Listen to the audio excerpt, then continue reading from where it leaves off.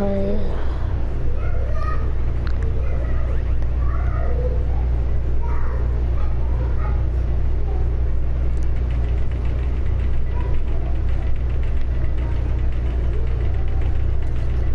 أخرهم الملعب كنتين بس.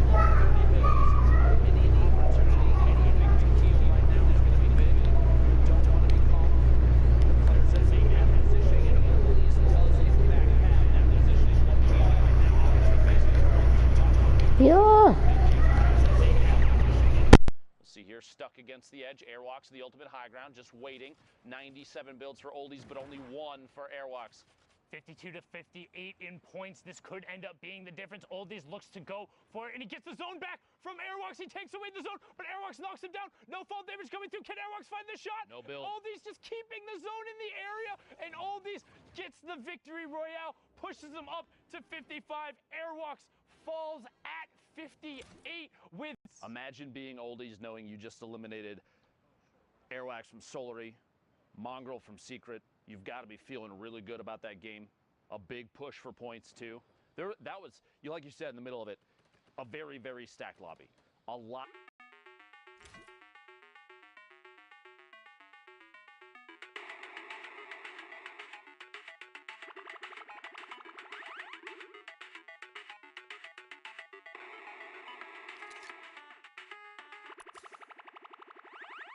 To qualify to go World Cup final this week, 9 of the online open qualifiers against the best players, because if you're unfamiliar with how the turn in that point range, so the matches only get more difficult, the players only get better, and these are the times, these are the fights you have to win if you want to be playing for your shot at the $30 million. A quick note too, if you're watching, this is the final game for Europe. Everything for these players to qualify for solos for New York City, to play for $30 million on a stage bigger than any stage Fortnite has ever seen. This is the last chance for Europe. There are a lot of fans out there of a lot of these players. Do me a favor. Go on Twitter. Tag your favorite players and show them some love. Keep the negativity out of this. Hashtag Fortnite World Cup, because Fortnite has done something that not many people ever thought would happen. They've put a focus on every player that has played out of their minds. And I want to be sure that all these people that have played, have qualified, have tried their heart out, they need to know that you're supporting the heck out of them. So again, hashtag Fortnite World Cup. Please let your favorite players know that they've done an excellent job. Win or lose, doesn't matter how many eliminations. All these people have a lot of heart. It's important that they know that. Indeed, a lot of heart coming out from all of these players. It's so incredibly hard to get. I laugh as you say, but honestly, what a perfect name to see pop up. All that being said, no mercy this week. Weigh-in picks up it. He says no mercy this week. Indeed, it's all about those last spots, trying to find the Shadow Bomb player as he rotates through, getting the shots going off here. And this is what it's all about. Storm Surge is on for 3 more players. Weigh-in pushing forward. Lacey Sher gets fast and then gets traded out by Rasmussen. We have our top 30. So Storm Surge is off. First placement threshold in 5 more players. Black Suit over there in the mid-tarp, gonna hop on board with him, sitting on 46 points right now. Going to need a monstrous performance if he wants to top off. We see a number of players pushing up towards that 60 range. Don't forget, 8 spots coming out of Europe. Top 25, the first placement threshold, and Blacks is in a good spot to hit it with the 4 Shadow Bombs, using the first one now. The stream's got to be feeling good about how their players playing thus far. Black Suit and Skype both excellent thus far. Potentially see Vato at some point. We'll have to find out. 28 players, 26, 25. What a quick shift in player count. Points going out. 3 for everybody left on the board. Down to 22 already. This rotation has been lethal for so many. Such a big shift. Down to 21 now. Chip goes down. 20. Every time I feel like I say it, we're about to see 19. There's another elimination. The Toxic Donut removed from the game. Black Suit pushing forward here, 2 eliminations. Don't want to get caught by someone boxing up, as we've seen so many times in the past. Trying to maybe land somewhere inside a box with a launch pad. Going to move forward with the Storm. Excellent position now. Has a chance to kind of wait and peek back behind. Someone is up above. He's got to be careful there. That edit going to jump up and move on through to the next section of this circle. Still not stopped. We're very close. You look at the mini-map, the blue and white cross over the circles. Once that happens, you know players are going to start boxing up and peeking back for sure. Back-to-back shots, back-to-back eliminations. No, he only got one of them. Daryl got the other one. That could end up being huge. Like we said, every single one of these interactions mattering, but Blackso trying to push the envelope and get every elim anyway. Will he be able to find it? He hits the shot, gets the siphon onto Purge. All of a sudden, Blackso has single-handedly fragged his way into the top 5.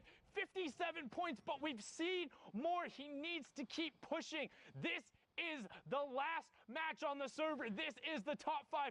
Frenzy, Nate, Screaky, Masato, and Blackso will be closing out the European region. Blackso right now extending the timeout on the Shadow Bomb. He's in your bottom right. He drops down. Nate gets taken out by Masato. Frenzy begins to work. Top down. Takes 55 fall damage. Blackso pushes in. Him and Masato in the same box. Masato disengages around the side.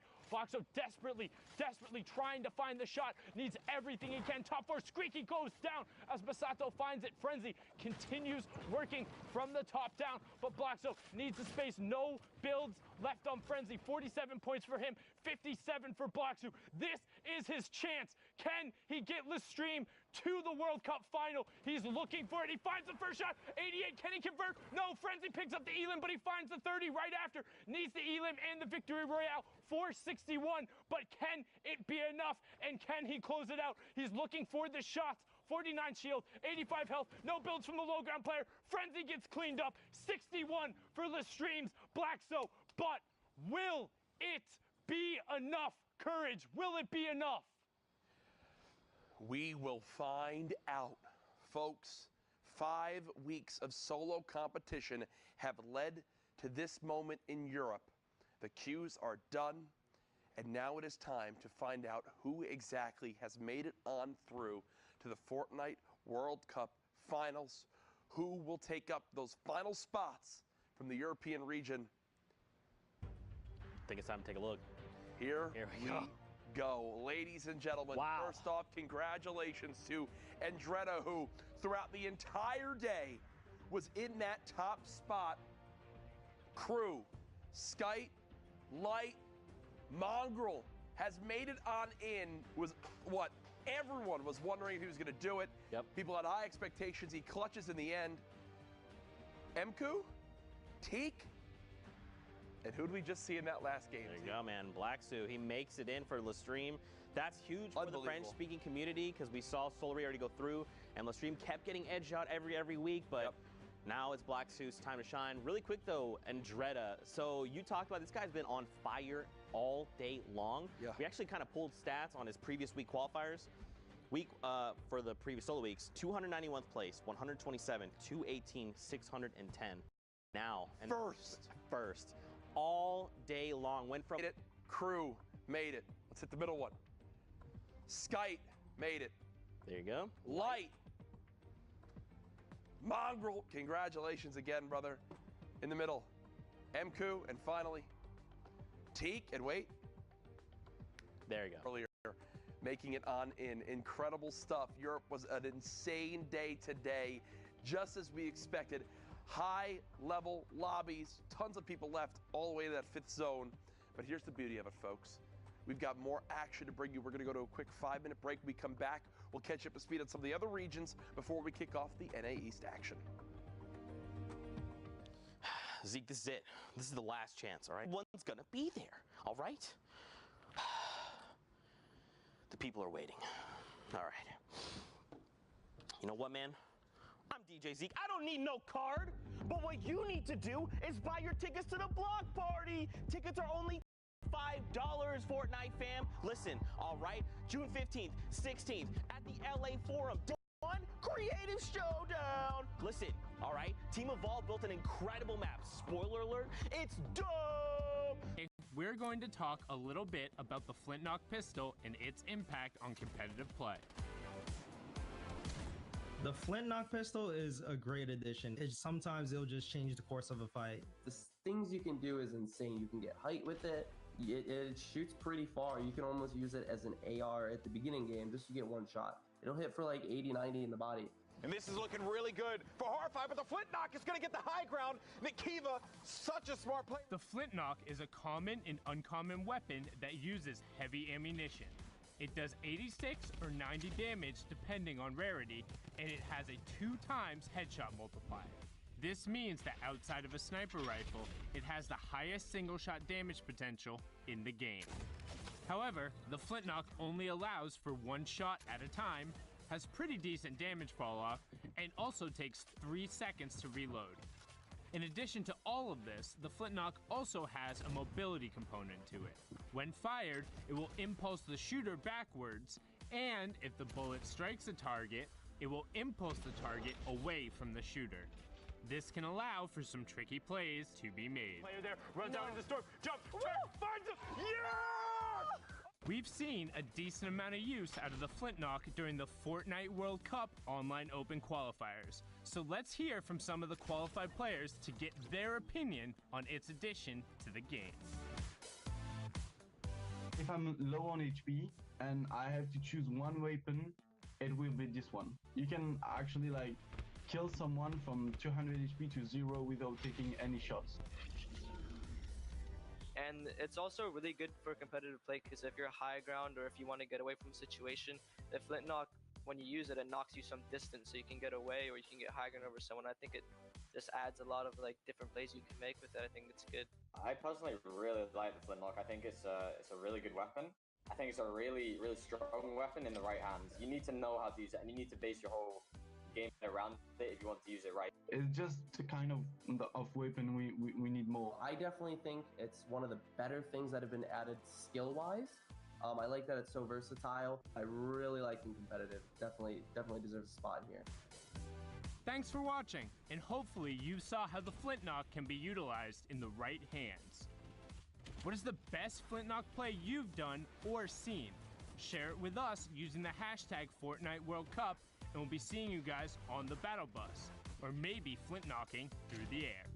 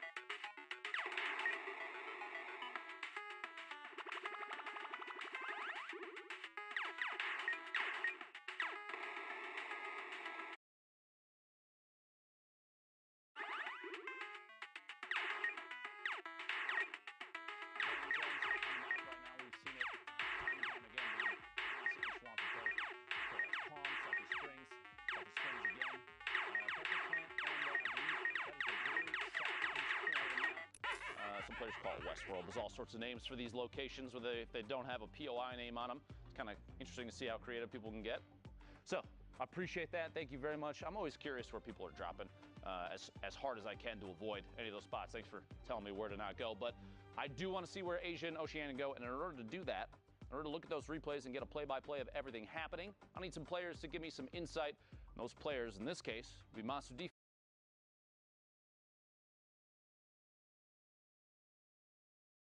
Ready? Ready to rock it. I believe you are ready. That's why you gave me the fist bump and not Courage JD. Fortnite fam, we hope you guys are ready because it is finals day. We're hopping into some replays from Oceania that happened this morning. We want to get these guys up to speed, have them, share their moment because them qualifying was a big deal. Yeah, absolutely. So let's get ready to hop into these games together. Is there anything you're excited about? You looking forward to, Monster? I mean, I'm looking forward to just watching all these games unfold. I follow like every competitive player on social media, so to wake up to my peers, kind of happy that they pushed through, or unfortunately, sometimes, you get the other tail end of that, see their errors where things kind of didn't fall in line for them. Because at the end of the day, no performance is perfect.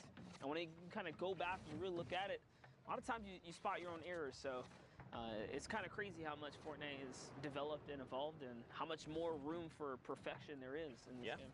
For sure, man. I mean, we can always be getting better, not only in Fortnite, but as humans, and of course, at our ability to eat chicken parmesan, because I will never be able to eat it as incredibly as Courage JD can. 44 players currently. Graciously. Yeah, he's voracious with the food. 44 players here at Storm Circle 5. We see this all the time, right, Monster? You know, that was a great pickup of Magsy there in midair. But we see this all the time. Finals day is very different than Saturday's qualification rounds, right? Saturday's semifinals are typically very elimination heavy. Finals, they know what's at stake. They know they have to play conservative, play for points, play for placements, and that's what we're seeing now. Yeah, it definitely goes without saying that these last days when, you know, everything's on the line, there's just so much more pressure on you to perform that you are going to be more hesitant. Not only that, you have to respect people that are able to make it through to the top 0.01% Sunday for qualification, because at the end of the day, look at how many players don't make it to Sunday. Like, literally, it's not easy to crack out 30, 50 points, 60 points if you're on EU at times, just to make it through. Like, the competition is that stiff. So there's a lot right down the line. If you make it through to Sunday, you got to give yourself a pat in the back, regardless of how you do it, because it's no easy feat. And if someone makes it look easy, just understand that guy is miles ahead of the competition. Yeah, for sure. And I think even if you don't qualify, right, there's always going to be events going forward in the future. There's always another opportunity.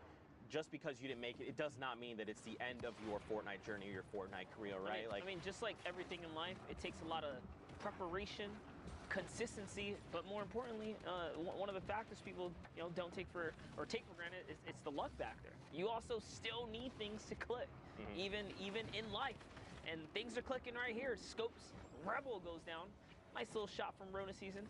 What we saw did pull. Osman taking that #1 spot over in OCE.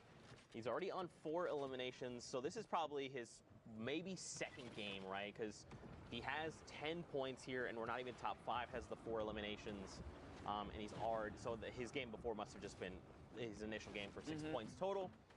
And now we're hopping in. How are things going to unfold for him? He just hit top 25, so first round of placement points coming out. Don't forget, guys, 15, 5, Victorial. Those are every single threshold, and every elim is a point. So already at 7, I don't know how to do math, just from elims and placement.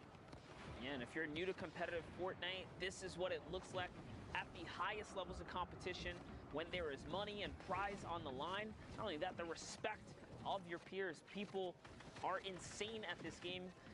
You might not see Glider redeploy every day in your day-to-day games, but here in the upper levels of competition, they use these kind of items to maximum efficiency, to save materials. So top-tier competitive Fortnite is a very interesting thing to watch and kind of digest. And just kind of from sticking around and studying these guys' play, you can level up your own game. Especially like the minor differences between different people's play, right? Like, you as a player, you might say, I love Glider redeploy, and that is my go-to item. For me, I might say, look, I value the Shadow Bombs more because it just lends itself to my playstyle and the things I'm looking to do. You know, and especially as Fortnite continues to evolve, new patches come out, new weapons, items, utility, all that. Like, it's just an ever-changing game. To see these guys adapt and just everything in their hands is lethal. It's like, gray AR, it doesn't matter. I'm just going to find 10 elims. Gray tech, doesn't matter, 10 elims. Right. Yeah, exactly. They make it look so good.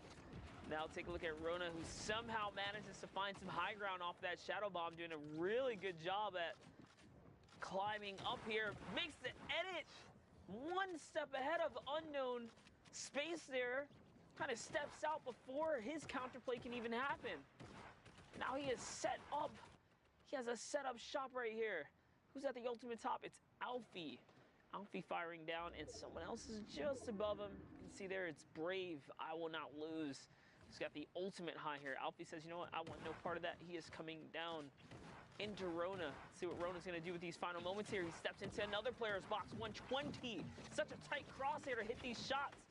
You got to respect the aim here and the consistency, Zeke. This is, this is what separates Sosman from the rest, right? There's so much confidence behind his play, and this is what I love talking about, because that's what resonates with me, is how confident you are in the moment of things happening, right? Just look at this, not building. He has 13 builds, so it's not much, but he doesn't need to build. He knows what's going on. He's letting this, he's dictating the tempo of this game, right? Right now, Sosman is on that lowest level. Bray is up above. And now, I mean, Sosman's got 10 elims, all right? This is huge. He's going to try and go against Bray. Now, Bray does have more materials, 35-2, but now they're saying, you know, let's go toe-to-toe. Can Sosman line up the shot? He actually drops down below Monster. This engagement didn't even pan out. Oh. Is he going to be able to get him? Is he going to be able to break these builds and bring him down to him? You saw Rona Season was just trying to stick it all the way through. And Rona Season is Sosman, guys. For those of you guys just tuned in, so these final moments are here, are everything. He's looking to get these low ground peaks. He's got the storm in his favor. He's still tracking with it. And he hits every shot, every single peak, every moment, every pixel goes to Rona. And that's what I kind of talked about, dictating the tempo, right? It was Rona who's telling everyone else in the lobby, this is what we're doing now. Because you saw the player above, they had health advantage, they had shields. Sosman didn't. He was down to, what, like 50 HP and then pops the slurp. And then that other afraid to fire back because he was like, look, this guy's going to crack me in the face every single time. You can just tell by the way he's moving. He's confident. He sees that win. And that's what I was going to say. Like, it's so funny that even with the high ground, sometimes you can just tell a good, like, low ground warrior will poise up in such a way that you're like, dude, if I, like, look over, like, he's going to shoot me. Like, you know what I mean? Yeah. Like, you just know. So in those final moments, you kind of just knew, man, he was going to get shot. And, you know, hate to see it not be able to clutch up. But on to the next, guys, is ORNZY.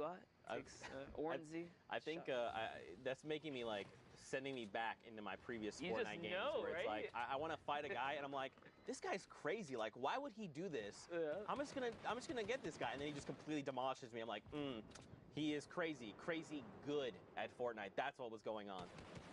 Now look at this, Ornzy here. Great pickup. My goodness, 3 elims just like that. Now keep in mind, he's outside of top 25. So he's got to be a little bit careful here of how he navigates. Again, on the right side of your screen there, you see Sosman, again, the person who qualified from OCE. His name currently is Rona Season, aka Sosman, just to make sure you know. But look at this loadout, dude. It's looking good. One of the underrated things about the minigun is the extreme high fire rate. It might actually have the highest fire rate in the game when it's fully cooked, and because of that, it can really punch through builds, even if you're trying to stay on defense. So if you guys haven't given up the minigun a swirl, I should say, try and pressure someone down when they're in the box with it, and let me know if you pierce through the turbo build, if you get some shots. But don't forget, guys, we're tuning in straight with the OCE games here, which already kind of developed over the evening here at the Fortnite World Cup. Players have already punched their ticket to New York City. This is the last solo opportunity. Next week will be duos, but today it's all about the solo action. You can find yourself in the Big Apple. Big Apple for a slice of pizza, like Golden Boy likes to say. I don't know why I like to keep perpetuating that, but here we are. For a slice at 30M. Yeah, there you go. You know, something really cool about Rona's loadout, look at this. He's actually maxed. We were able to see his mat count there for a little bit. He's completely maxed on everything. He actually has extra metal laying close by.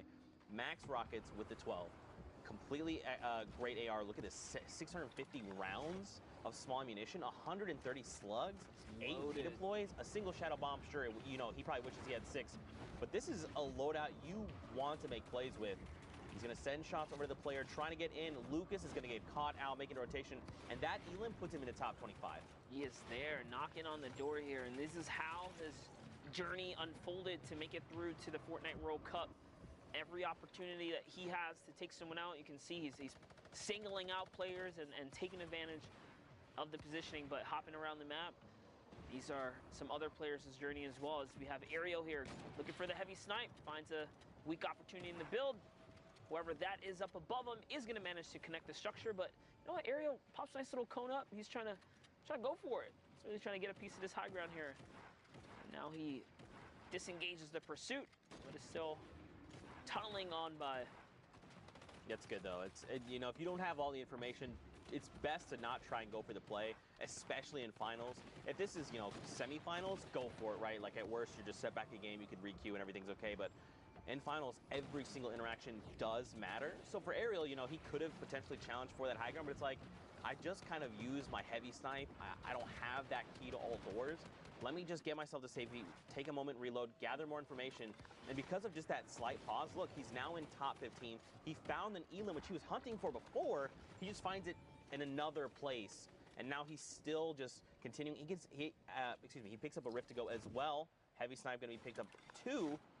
So now, I mean, Ariel's in a great spot right now. Yeah, for sure. That nice little mat replenish there from catching the elim is going to throw him back in the running here to try and see if he can squeak out a victory.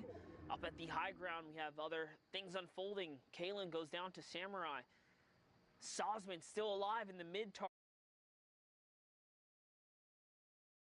Signal to the rest of the lobby that, hey, there's someone weak nearby. Sosman hears the shadow bombs kind of thrown all around him. What's he going to do here? He's just on the hunt. OCE region specifically requires you to get a ton of stat. Sees a player above him. He does see a player above him. He's going to try and maybe make something happen. But look, don't forget, he still has every single rocket. Nice rocket right there. 12 rockets. This payload is about to just destroy builds all the way around. And look, Ariel as well up on the high ground has them. So the first rocket from Ariel comes in, and then Sosman's second finds an elimination. Another rocket from Ariel up on the high ground. And look at this. Down below, they're just desperately trying to keep their builds up, and they're burning through mats. Sosman is now out, and look, he gets challenged from the front, challenged from the right, finds the two players, and he makes this a 1v1, but look at his HP right now. First rocket's gonna come in. How is he gonna pull this off, Monster? I don't know if he can. He doesn't really have much going for him. Just 24 health. He picked up 500 metal from 0 to 500. 50 builds. This is huge. If those get fully built off, they're going to absorb an entire rocket and still stay built. But no way, dude. This is a tough.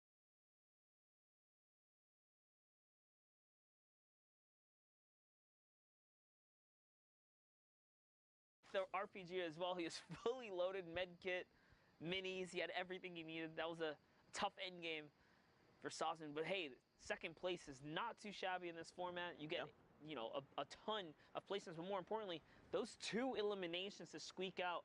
We've seen the difference of 1 point was literally what all these games came down to. So that little flick of the moment, that little, you know, reaction to jump down there and go for it, that's the risk you take, and that's the payout you get. Now we hop on over. There you go. This is, so don't forget, this is now, we're in Asia replays. You can see at the top right. So these happen again overnight while we were all asleep. I was asleep like a baby. That's not true. I woke up several times. I was mad about it. Moffin XD, though, was the victor coming out of that Asia replay. Yeah, you see there. Moffin finds someone hiding in the cone. Does capitalize on a nice little elimination. Sees the loot back there, but might be a little too far to go scavenge for, so he's just on the hunt still here. As things are poised up outside of the Dusty Divot. Really tough place to battle out of. Never want to find yourself in the center of it. Nice shot right there. As he catches someone who's running right by. These competitive players are so good with the accuracy. Oh, he's trying to play the loot hoarder here, trying to get all the mats and stuff that he did not battle for, and now he's got the storm against his back, and there's no way that man was going to get out of there, because with the 60-second threshold now, the storm can also